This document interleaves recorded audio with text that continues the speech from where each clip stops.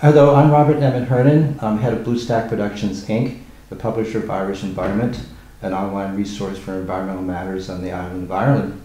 And we're here today for another of our series of conversations on environmental matters. I'm very pleased today to welcome Pat Oliver from Taisce and Ian Humphreys from Taisce, Northern Ireland, to talk about the Green Schools and Eco Schools programs that they both run. Pat and Ian, you're both very welcome. Thank you very much. And Pat, I wonder if you could give the audience a sense of what is the Green Schools and Eco Schools programs. Well, the Eco Schools program, it's known as Eco Schools internationally. In Ireland we call it Green Schools because there was an organisation called Eco and we didn't want to be mixing it up. But it's an environmental management system for schools which is run by the students, and it was taught up, the whole programme, if you like, by FEED, the Foundation for Environmental Education, which is an international NGO with 47 countries now participating in the programme throughout the world. And as Ian was just saying a moment ago, there are now 9 million students taking part in the Eco Schools programme. In Ireland, we have 4,000 schools in the country, 3,000 in the junior cycle and 1,000 in the senior cycle.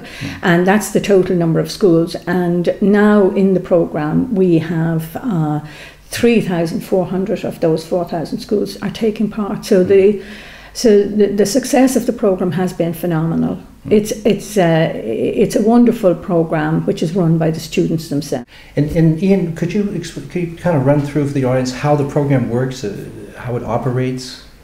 Yes, well, and it's the same pretty much the same in both jurisdictions. Oh, it's similar in Northern Ireland. Yeah. It's obviously Northern Ireland is a smaller country, and we'd have about 1,200 schools, of which half currently participate in eco schools. 600 of which 100 would be secondary, and 500 primary, roughly. So it's a growing programme in Northern Ireland. I think obviously other countries have a much higher percentage participate, and they can't grow any further. They're already got there. We've a way to go.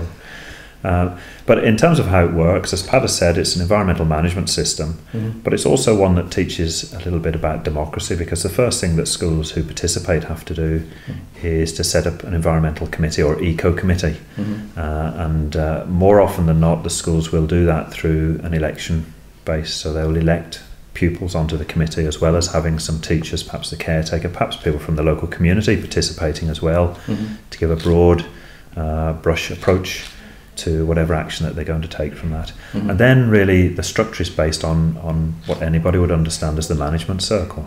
So schools will undertake an environmental review or audit, and that will be indoors and outdoors that they'll look at.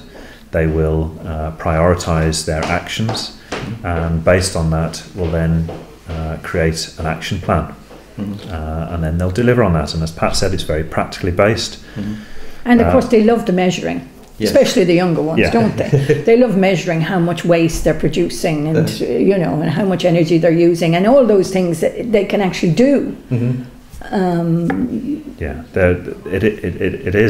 It's the practical sense that I think enthuses the teachers, because the teachers have a difficult job to do, to educate pupils who are stuck in a classroom and they're talked to all day. This is a very different way of educating people, because the young people are actually doing something. They're being taken seriously, because that committee has to take on board their views, their opinions, their thoughts, and the things that they would like to do. And if we I'll come to some of the steps later on, but that circle is completed, and that's ongoing as a continuous improvement methodology. Every 2 years the schools have to reapply for the international award, which is a green flag, and they have to maintain those standards, and the assessors that go in really interrogate the pupils, and it's not that scary, but they talk to the pupils and make sure that those pupils have an understanding of what they've been involved in and have contributed significantly to it, and that it isn't a principal who has said we will do this and you will do that and here's what we're doing.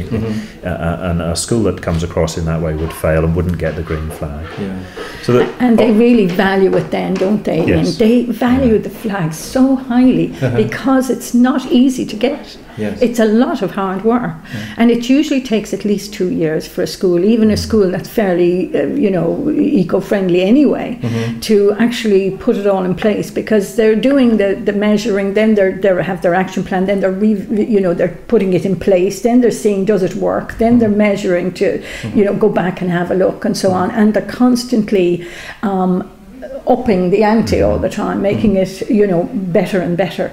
And they move from themes, the main themes in the programme are waste, energy and water.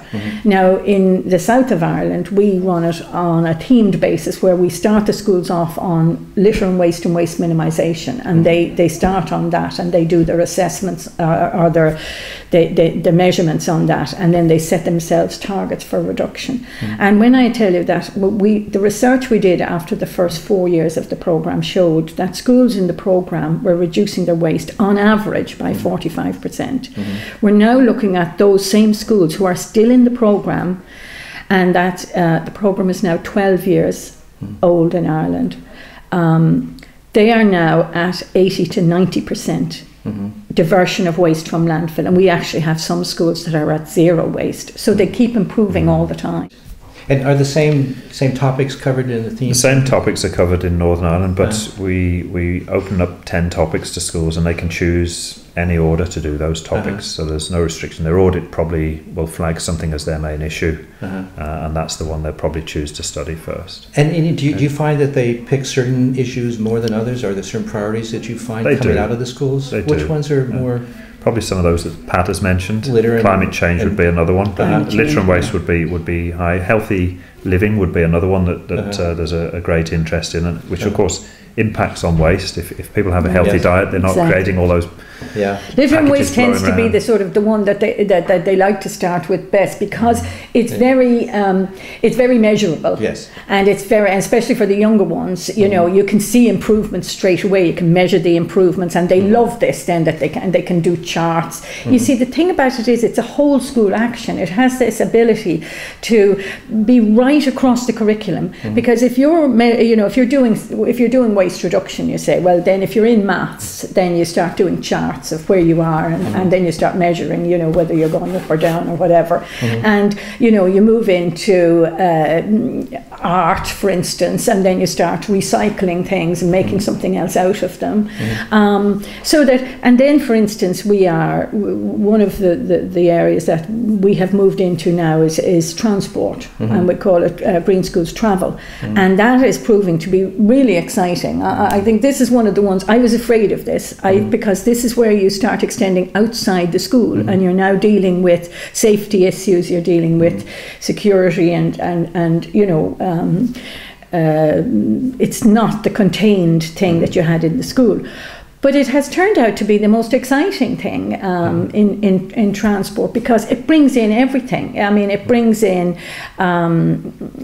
geography, and they're now talking about mileage in terms of food miles, and it's quite extraordinary. And they're doing things like what they call cow days, which is cycle on a Wednesday, wow days, walk on a Wednesday, walk once a week, all this kind of thing. And it leads a whole excitement to the programme that the children absolutely love. Do you see the empowerment that one of the things you were talking about, Pat, is the empowerment of kids at that young age, which is terrific.